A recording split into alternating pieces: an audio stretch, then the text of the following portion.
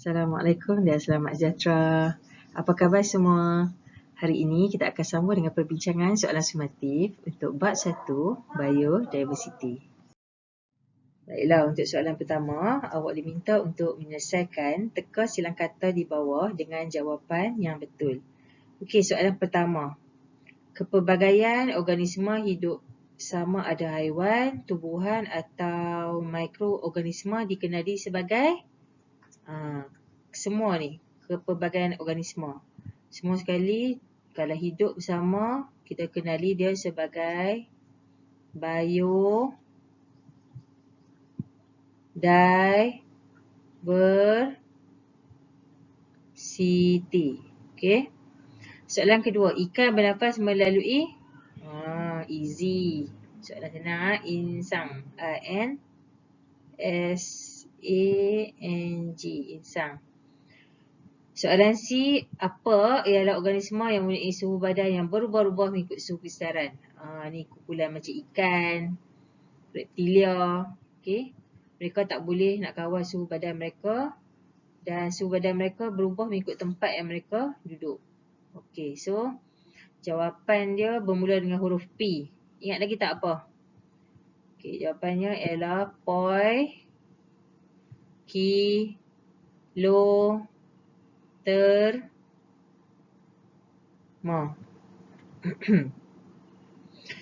Okey, dah selesai untuk melintang. Kita pergi ke soalan seterusnya yang menegak. Apakah haiwan yang mempunyai tulang belakang? Bermula huruf V. Sebab kat sini ada V ya. D. Soalan D, kat sini mula huruf V.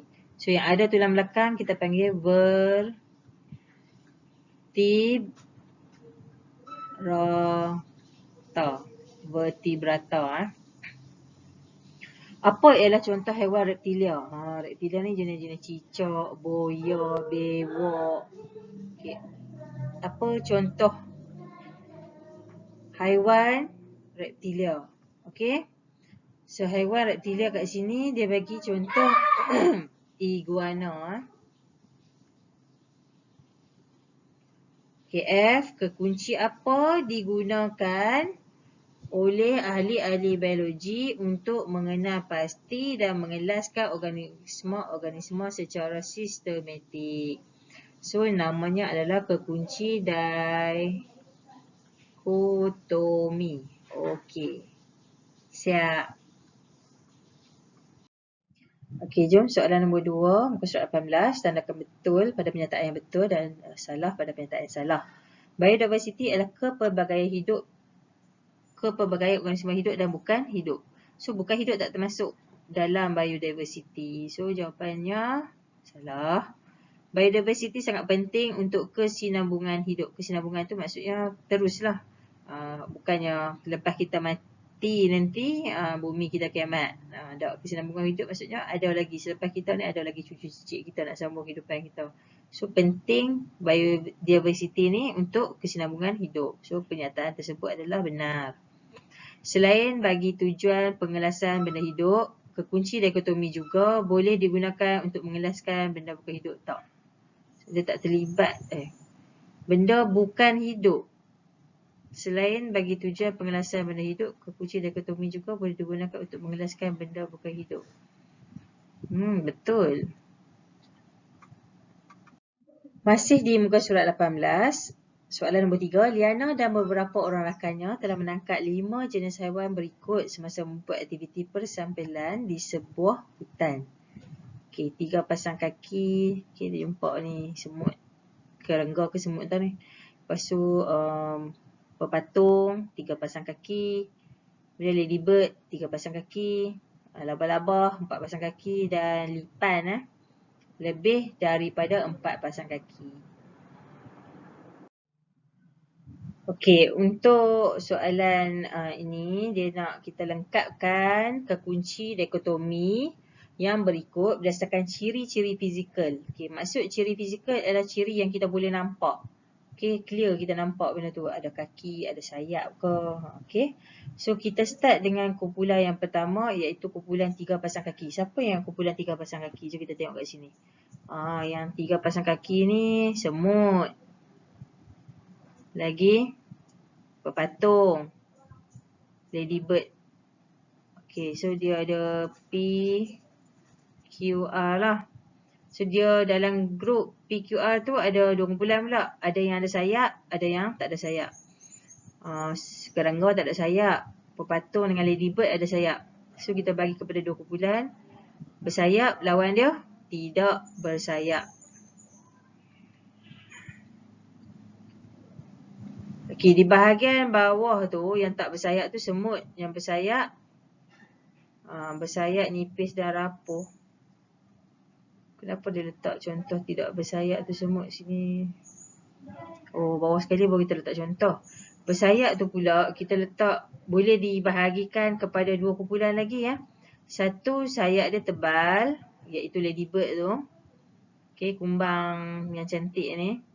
Lepas tu kalau pepatung tu sayap dia nipis dan rapuh. Jadi berlawanan dengan bersayap nipis dan rapuh, bersayap tebal dan keras. Nama bahasa Melayu dia kita sebut kumbang kura-kura. Bahasa Inggeris kita panggil dia ladybird. Cantik ladybird tu tapi dia kumbang Okey, bersayap nipis dan rapuh tu contohnya ialah pepatung. Kalau orang Perak ni dia panggil cak cibor. Okey, 3 pasang. Sekarang kita nak pergi ke bahagian atas balik Lepas 3 pasang kaki, berlawanan dengan 3 pasang kaki, yang tak 3 pasang kaki lah, lebih dari 3 pasang kaki. Okey. Siapa yang mempunyai lebih daripada 3 pasang kaki? Okey, jom kita tengok kat sini. Yang ada lebih daripada 3 pasang kaki ialah laba-laba dan lipan. So ada 2 So kalau tengok laba-laba dengan lipan ni badan dia ada banyak segmen. Tapi laba-laba ada 2 je, bahagian atas pada pinggang dengan bawah. So kalau kita nak bahagikan dia kepada kumpulan, yang pertama, yang laba-laba tu badannya bersegmen 2. Dan yang lipan tadi tu mempunyai lebih dari 1 segmen. Mempunyai badan bersegmen banyak. Badan bersegmen banyak. Apa dia segmen? Segmen tu macam bahagian-bahagian ketok-ketok kita nampak dekat lipan tu. So contoh bagi yang badan bersegmen 2 ialah laba-laba dan yang bersegmen banyak tu ialah lipan. Okay, untuk soalan seterusnya dia tanya, apakah persamaan antara haiwan P, Q, R, S dengan T? Semua sekali. Apa persamaan bagi kelima-lima haiwan ni? Yang paling obvious sekali kita nampak semua sekali ada kaki So itu adalah persamaan antara mereka semua. Mempunyai kaki. Dan apa pula perbezaan antara P, S dan T?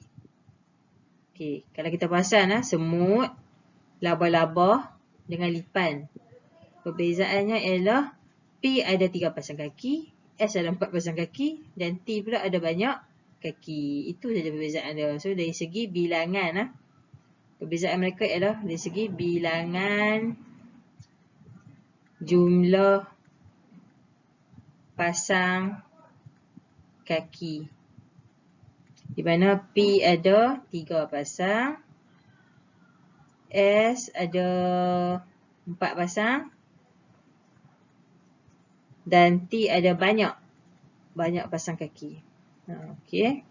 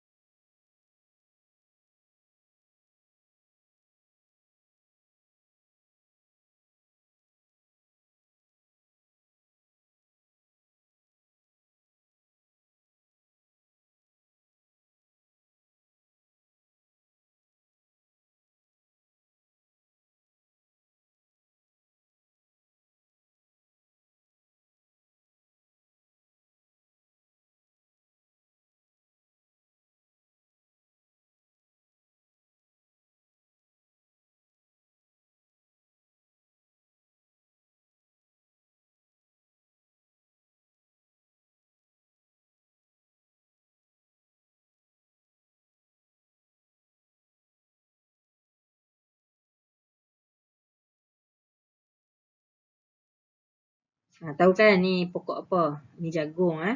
Ini adalah contoh pada kita tengok tumbuhan A dengan B tadi tu. Jagung ni dia masuk dalam kumpulan monocotyledon, di mana kalau kita perhatikan dia punya biji jagung kat tu, satu-satu biji tu, itu adalah contoh bagi monocotyledon. Okey, di mana daun ni berurat selari, akarnya serabut dan batangnya lembut, di mana kita sebut tidak berkayu. Okay, masih di muka surat 19, soalan nombor 5, Sigmund memerhatikan persamaan antara ketiga-tiga jenis haiwan di gambar foto 1, iaitu kalajengking, ubur-ubur dan ketam. Sigmund berpendapat bahawa ketiga-tiga jenis haiwan ni berada dalam kumpulan haiwan yang sama. So, adakah pendapat Sigmund tersebut betul? Berikan alasan. Awak sendiri tengok. Kalau kita tengok daripada tempat tinggal dia, memang kita dapati mereka ni macam tak sama kumpulan lah. Tapi, kita boleh perhatikan dari sudut lain. Kalajengking, ubur-ubur dan ketam ni merupakan haiwan tiada tulang belakang. Jadi, pendapat Sigmund betul. Jawapan dia, pendapat Sigmund betul.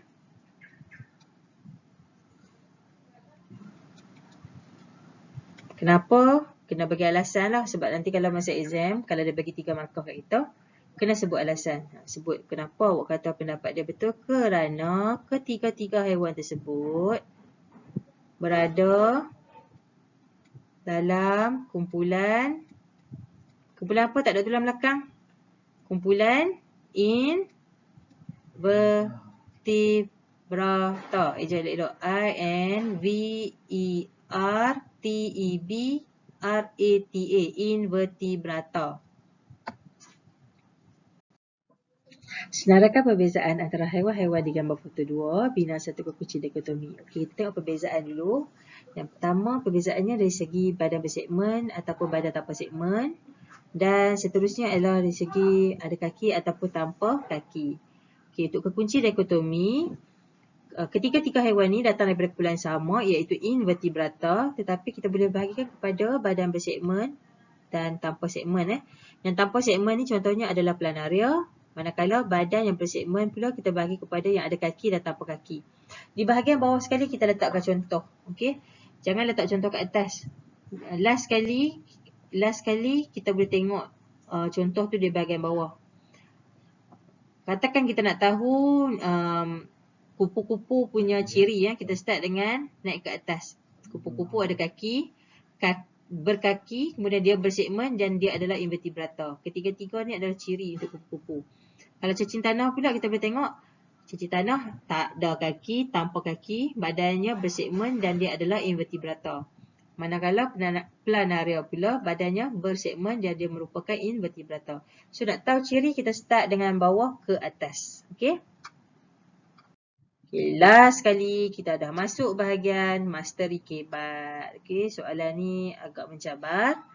Jadi kita akan buat bersama-sama. Kita start dengan soalan nombor 7 tu. Penyahutanan merupakan suatu ancaman besar di peringkat global. Apa yang dimaksudkan dengan penyahutan? Nyah tu maksudnya buang. Nyah kau. Pergi. Maksudnya hutan tu kita dah tebang. Jadi tu adalah ancaman besar di peringkat global. Maksudnya kalau hutan kat negara kita ni kita buang, kat Brazil kita buang, dia bukannya bagi efek kepada negara itu sahaja. Dia akan bagi efek kepada satu dunia. Dia sebut peringkat global maksudnya negara lain juga akan terkesan. Okay, walau bagaimanapun aktiviti ini menyumbang kepada kemajuan sesebuah negara. Kalau kita tak tebang langsung, kita tak boleh nak buat pembangunan. Jadi kita kena ada kewajaran lah kenapa kita perlu lakukan penyahutanan. Dan dalam masa yang sama kita kena ada cara bagaimana kita boleh bagi benda tu kekal dalam jumlah yang sepatutnya dan dia boleh hidup dalam tempoh yang panjang. Mungkin kita perlu adakan tanam semula. Kemudian kita kena buat kawasan-kawasan tertentu saja yang boleh ditebang. Okey. So, kenapa perlu kita lakukan juga penyahutanan walaupun kita tahu sebenarnya penyahutanan ni akan bagi kesan kepada kesan yang besar sehingga ke peringkat global. Okay, yang pertama ialah penyahutanan ni dia boleh membantu membina penempatan baru. Sebab sekarang ni manusia semakin bertambah. Jadi tempat tinggal yang terhad akan menyebabkan kita terpaksa membuka tempat baru iaitu hutan. Jadi kita kena tebanglah hutan. Yang kedua ialah kita nak bina lebuh raya. Yang ketiga, untuk membuka kawasan perindustrian, kilang-kilang. Dan seterusnya membuka kawasan pertanian. Okay, untuk soalan 8, gambar foto menunjukkan seekor penyu belimbing atau nama dia leatherback, iaitu sejenis haiwan endemik. Memburu haiwan ini akan menyebabkan kesan yang serius. Ingat lagi tak endemik tu apa? Endemik ni ialah haiwan yang dia hanya boleh duduk dekat kawasan tertentu saja. Dia punya spesies tu boleh dah lah ada sikit saja kat dunia ni, dan dia kena hidup dalam situasi yang bersyarat tertentu saja. Macam contohnya penyu belimbing ni, dia kalau nak bertelur dia mesti mai ke Malaysia kat pantai yang dekat Terengganu tu. Okey, dekat pantai timur lah. Jadi kalau kita duk ambil telur yang dia tinggalkan di pantai tu, nanti haiwan-haiwan ni akan diancam kepupusan. Jadi memburu dan membunuh haiwan ni boleh menyebabkan kepupusan. Generasi akan datang nanti tak dapat lagi tengok apa yang dimaksudkan dengan penyu belimbing. Kita dah sebut penyu belimbing, kita ingat belimbing hak makan tu. So jawapan kita nak kena sebut lah. Kenapa tak boleh buru haiwan tu? Sebab haiwan tersebut dah diancam kepupusan. Jadi kalau dia pupus, tak ada lah. Sebab tak ada kalau awak makan penyu dekat Terengganu tu, kot nak kata ada penyu lain kat China ke kat India ke, tak ada. Sebab dia hanya ada di Malaysia saja. Okay. Setakat tu saja perbincangan kita. Cikgu harap semua soalan sumatif yang kita buat hari ini, awak akan photostat ataupun salin dalam buku latihan. Okey, selamat membuat tugasan. Bye. Assalamualaikum.